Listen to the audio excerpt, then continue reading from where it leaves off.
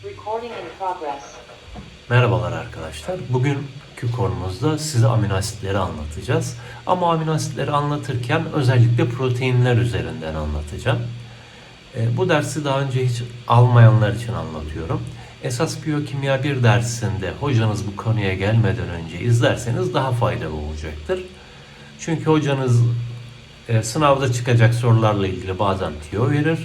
Bu tiyoları temeliniz varsa daha kolay anlarsınız. Şimdi ilk olarak proteinlerle ilgili hafif bir giriş yapalım. Proteinler canlı vücudunda birçok fonksiyonu gerçekleştiren makinelerdir diyebilirim. Tırnağınızdan tutun ateş böceğinin ışımasına kadar ki her noktada proteinlere rastlarsınız. Örneğin bu üstteki videoda bir sitokin hormonu tarafından uyarılan bir sitokin reseptörünün hücre içerisine nasıl sinyal gönderdiğini görüyorsunuz. Tabii buradaki öğelerin tamamı protein. Alttaki videoda ise DNA'nın histon proteinleri tarafından nasıl paketlendiğini görüyorsunuz. Bu da gen ifadesi için önemli bir adım. Çok kabaca proteinlerden söz ettikten sonra amino asitlere doğru yaklaşalım. Bu sunumda göreceğiniz üzere bir amino asit kavramından söz edeceğiz. Şuradaki gördüğünüz yuvarlak şeye bir amino asit diyebiliriz. Amino asitler birbirlerine peptit bağıyla bağlanarak bir zincir şeklinde bir araya gelebilir. Bu şekilde proteinlerin primer yapısını oluşturur. Sonra bu protein zinciri kendi üzerine katlanarak 3 boyutlu bir yapıya sahip olur ve fonksiyonlarını gerçekleştirmeye başlar. Biz bu ders kapsamında amino asit peptit bağı ve biraz da primer yapıdan söz edeceğiz. Bir amino asit dediğimizde aklınıza ne gelmeli? Bir alfa karbonuna bağlı karboksil ve amino grubu gelmeli. Bu amino asiti tanımlayan şeydir. Doğada 500'ün üzerinde amino asit tanımlanmış olmakla beraber bu ders kapsamında 20 tanesiyle ilgileneceğiz. Bazı konuları hatırlatmak istiyorum amino asite geçmeden önce. Biyokimya 1 dersinin başında kimyasal temeller adı altında fonksiyonel grupları da göreceksiniz. Sadece bizi ilgilendiren kısmı şu anda amino ve karboksil grubu. Amino grubu dediğim vakit iki hidrojenin bağlandığı bir azot aklınıza gelsin. Karboksil grubu dediğimde ise karbona çift bağlı bir oksijen ve yine karbona bağlı bir OH gelsin aklınıza. Şimdi alfa karbon ne demek? Bundan söz edelim. Organik kimyadan hatırlayacaksınız. Hidrokarbon zincirindeki karbonlara isim verebiliyorsunuz veya numaralandırabiliyorsunuz. Hidrokarbon zincirindeki fonksiyonel gruba, yani burada karboksil grubuna en yakın olan karbona alfa karbon denir. Sonra beta ve gamma diye bu karbonlar isimlendirilir. Şimdilik bunu bilmeniz yeterli ve amino asitimize geçelim. Şimdi bir karboksil grubu bir alfa karbonuna bağlı ve bu alfa karbonu da bir amino grubuna bağlı. Amino asit tanımında söylediğimiz esas kısım buydu. Bu alfa karbonuna bir de hidrojenimiz bağlı burada ve son olarak da alfa karbonuna bir yan grup bağlı. Bu yan gruba göre amino asitlerin isimleri değişiyor ve özellikleri değişiyor. Buradaki R yerine herhangi bir molekül koyarak teorik olarak istediğiniz amino asiti üretebilirsiniz. Yani en azından amino asit olarak sınıflandırılır bu. Biz burada 20 tanesine odaklanacağız. Şu yapıyı ezberlemeniz gerekiyor. Örneğin sınavda sorulursa aşağıdaki moleküllerden hangisi bir amino asittir? Bu yapıyı arayacaksınız. Diğer molekülleri ezberlemezseniz bile bu sizi kurtarır. Şimdi sonrakine geçelim. Amino asitleri ezberlemekte kolay esasında. Şu şekil de hani R'miz vardı ya, R'nin yerine bir hidrojen gelirse bu glisin olarak isimlendiriliyor. Eğer R yerine bir metil grubu gelirse bu da alenin olarak isimlendiriliyor. Devam edelim. Hatırlarsınız organik kimyadan bu fenil grubunu. Aleninle bir fenil bağlarsanız şuradaki gibi fenil alenini üretmiş oluyorsunuz. Bakın, isimlendirme olarak oldukça basit.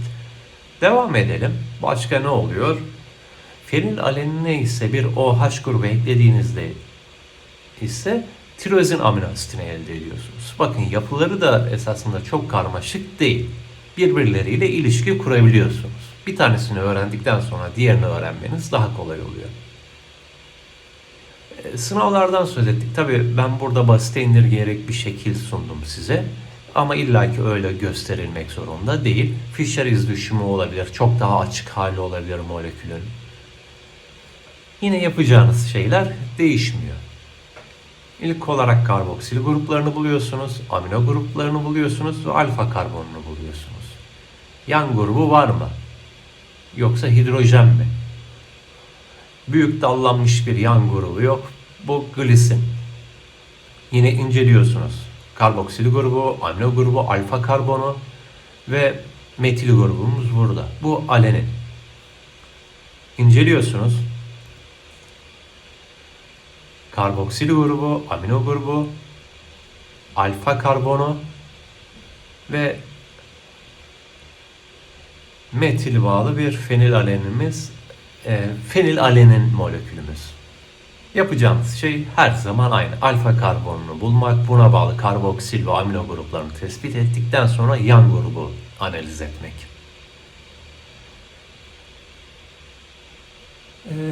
Amino asitlerle ilgili birçok özellik söylenebilir ama bunlardan biri, amino asitler pH'e bağlı olarak proton alıp proton verebilir.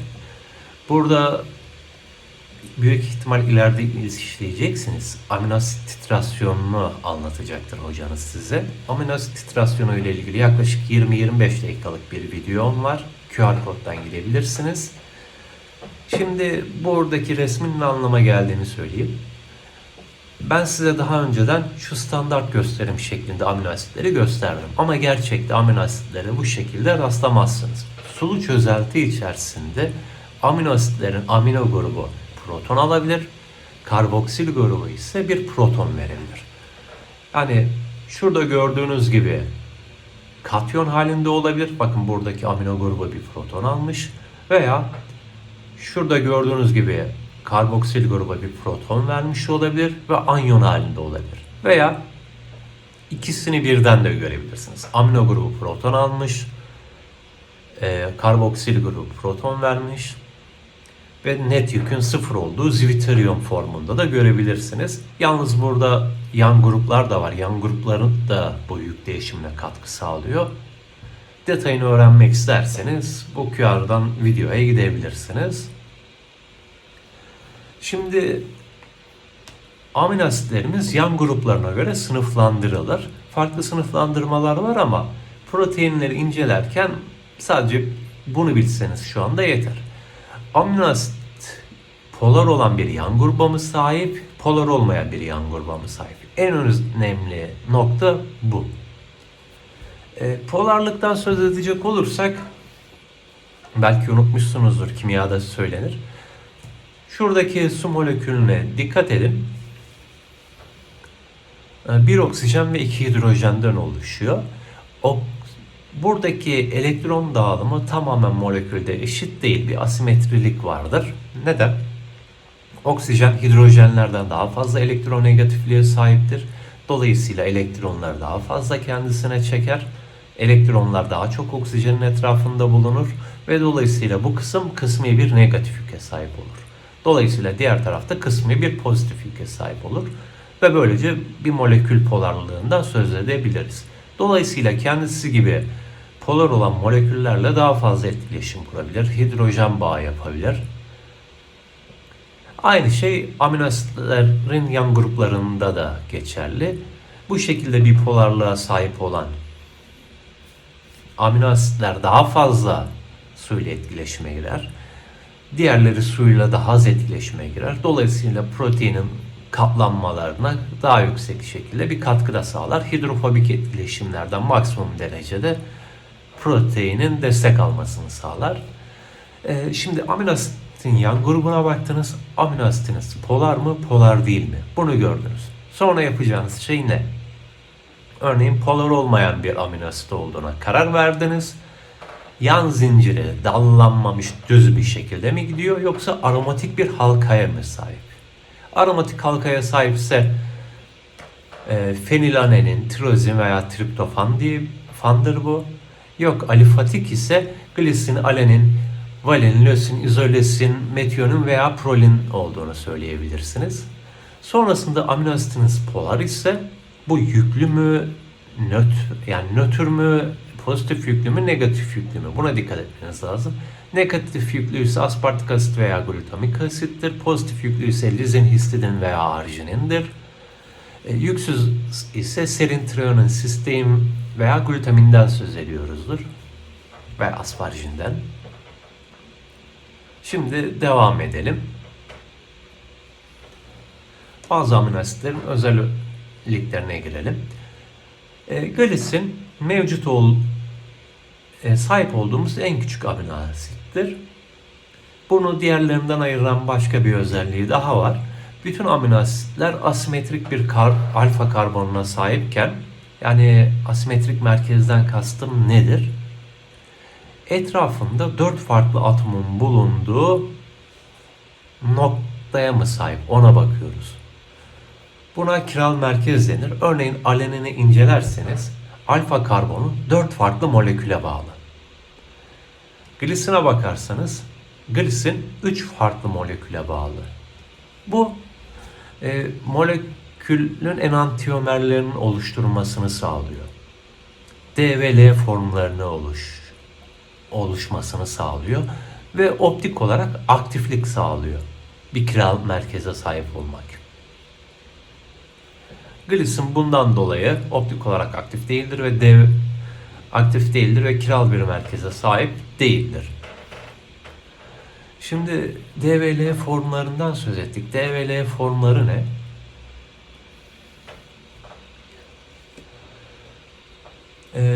Gliseraldehit referans alınarak D ve L form isimlendirilmesi yapılmıştır.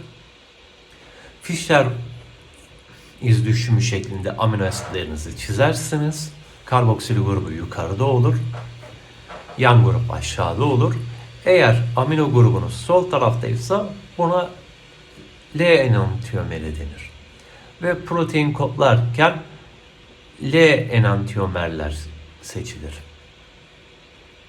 Bunu buraya ek bilgi olarak vermiş olalım.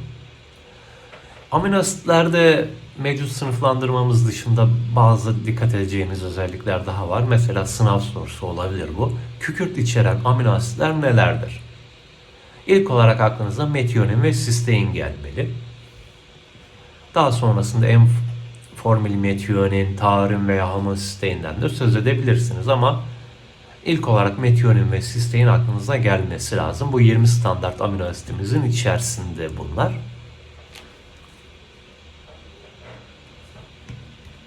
Şekilden inceleyin yapısını isterseniz.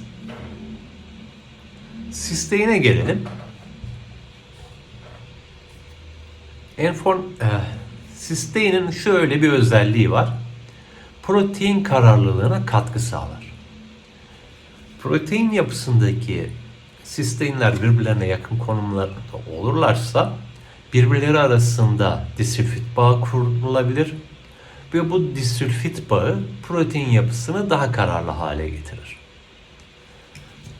Örneğin mesela RNA çalışıyorsanız siz de bunun farkında olacaksınız. Bir çalışmada su kullanmanız gerekiyor diyelim. Mikrobiyoloji çalışırken su kullanacaksanız otoklavlamanız yeterli. Ama RNA izolasyonu yapıyorsunuz. Elde ettiğiniz RNA'yı saklayacaksınız. Otoklavlanmış suyu kullanamazsınız. Neden? RNAs dediğimiz bazı proteinler var. Bunlar RNA'ları parçalar. Birçok şey otoklavladığımızda etkisiz hale getirsek de renazları etkisiz hale getiremiyoruz. Çünkü yüksek miktarda disülfit bağı var. Dolayısıyla sıcağa daha fazla dayanıklı. Öte yandan metionine gelirsek genelde bir protein sentezlenirken başlangıç amino asit olarak bu kullanılır. Diğer bir özel amino asitimize gelelim. Prolin. Özel bir amino asit dedim ama esas olarak amino asit diyebiliriz. Şuradaki şekilde bir standart amino asit gösterimimiz var. Bakın alfa karbonuna bağlı bir amino grubu ve karboksil grubu var burada. Ancak prolinde bir fark var. Azot 2 tane hidrojen taşımıyor ve yan grup buradaki azota bağlanmış. Bu bayağı bir garip. Ne sağlıyor bize? Helix kırıcı olarak bilinir. Mesela bir helix helix dediğim şey, alfa helix dediğim şey proteinlerin sekonder yapısında karşılaşacağınız bir şey. Amino asit dizisine bakarak bir alfa helix oluşacak mı onu görebilirsiniz. Ama prolin varsa bir yerde orada artık bir helixten söz edemezsiniz. Polar olmayan diğer amino asitlere gelecek olursak şimdiye kadar glisin, prolin, alenin ve metionin'den söz ettik. Valin, lösin ve izolesin yapıları da burada gördüğünüz gibi. Diğer konuya geçeyim. Aromatik amino asitlere gelelim. Bakın şekle baktığınızda üçünde de halkasal yapılar var. Ve fenilalanin ile tirozinin birbirine çok benzediğini daha önce de gördünüz. Bu aralarında ciddi bir fonksiyonel fark da yaratıyor. Ama buna girmeden önce ufak bir hatırlatma yapayım. Proteinle çalışacağınız vakit proteinlerin 280 nanometre dalga boyunda spektrofotometrede maksimum absorbans vereceğini duyacaksınız. Bu protein ölçümü yaparken veya ne bileyim bir DNA izole ettiniz. DNA'da kontaminasyon var mı yok mu onu kontrol ederken faydalanacağınız bir bilgi olacak. Bu proteinlerin 280 nanometre dalga boyunda maksimum absorbans vermelerinin sebebi buradaki amino asitlerdir. Şimdi bir önceki söylediğim şeye geri geleyim.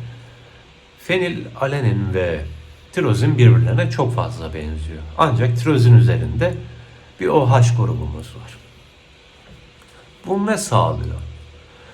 Bu tirozin fosforilenerek çeşitli sinyalizasyon yolaklarının aktivasyonunu sağlayabiliyor. Ama fenilalanin bunu yapamıyor. Sadece oradaki ufak bir OH sayesinde fonksiyonel öneme sahip oluyor. Bu sefer polar yüksüz amino asitlere geçelim. Sistein, serin, triyonin, asparjin ve glutaminden söz ettik. Buradaki asparjin proteinlerin glikolizasyonu sırasında faydalanılır. Asparjinden faydalanılır. Serin ve triyoninde ise yine bir önceki slaytta söz ettiğim gibi fosforilasyon gerçekleşebilir. Böylece sinyalizasyon aktivasyonlarında fosforilasyonda rol oynar. Pozitif yüklü amino asitlere gelecek olursak lizin, arginin, histidin bunlara örnek olarak verilebilir. Bunların önemi ne? Yan grupları pozitif olduğu için negatif yüklü moleküllerle daha kolay etkileşim yapabilir. Sunumun başında histonların DNA paketlenmesinde rol aldığını söylemiştim. Bakın lizinin pozitif grupları sayesinde DNA'daki fosfat omurgasının negatif yüklü olması sayesinde DNA ile etkileşim haline girebiliyor. Tabii histonlarda bu lizinler asetillenirse buradaki pozitiflik ortadan kalkacağı için histonun DNA'ya olan ilgisi azalıyor ve DNA paketlenmesi azalıyor. Negatif yüklü polar amino asitlerimize geldiğimizde ise aspartik asit ve glutamik asitten söz ederiz. Yapıları glutamin ve asparjine benziyor gördüğünüz gibi ama sadece burada bir karboksil grubundan söz edebiliyoruz. Diğerinde amino grubundan söz ederken. Bunlar ne yapıyor? Bunlar da negatif yüklü olduğu için pozitif yüklü moleküllerle etkileşime girebiliyor. Örneğin bir fonksiyon örneği vereceksek bazı kalsiyum bağlayan proteinlerde yüksek miktarda bulunup kalsiyum bağlanmasında role sahiptir. Bu esas sınıflandırmamızı yaptık. Şimdi bir diğerinden söz edelim. Bu 20 amino asitten bazılarını vücudumuz üretemez. Dışarıdan almamız gerekir. Bu dışarıdan aldığımız amino asitlere esansiyel amino asitler denir. Bu ders kapsamında üstünde durmayacağım. İsim olarak valin, izolesin, lösin, metionin, fenilalanin, triptofan, treonin, histidin ve lizindir. Bu kadarını bilseniz yeter şimdilik. Peptit bağı. Proteinden söz edebilmemiz için olması gereken bir kovalent bağ. İki amino asit birbirlerine bu bağıyla bağlanır. Alfa karbonuna bağlı karbon ve azot arasında gerçekleşir. Nasıl olur bu?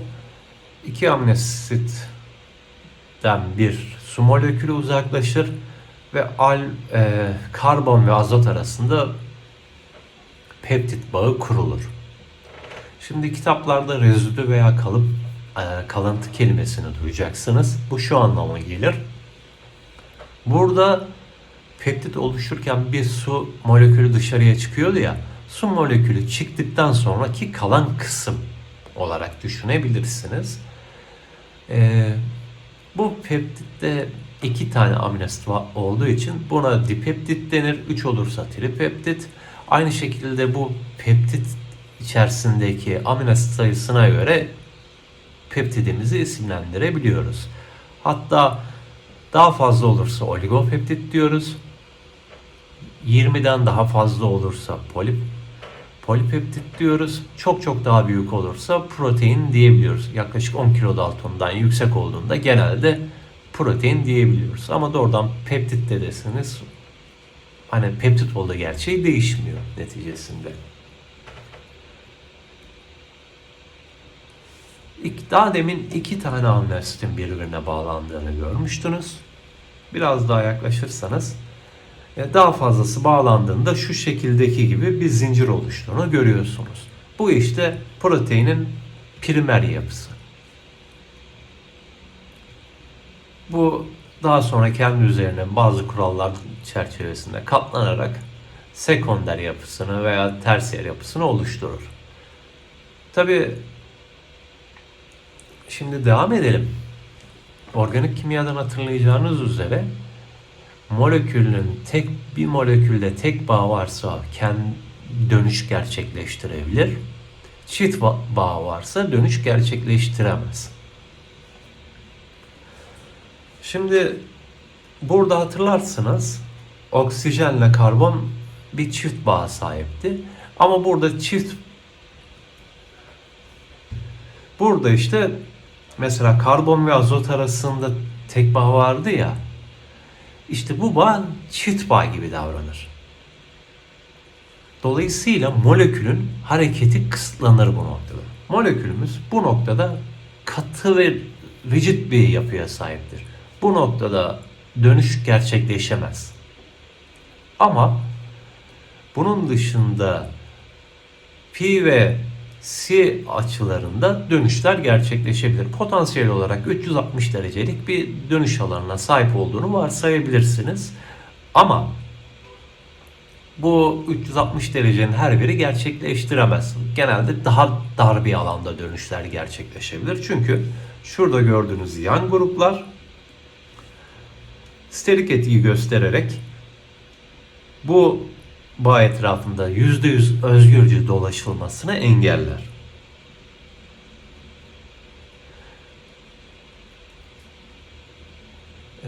Şimdi bir primer diziden söz ettik. Bu neye göre belirlenir?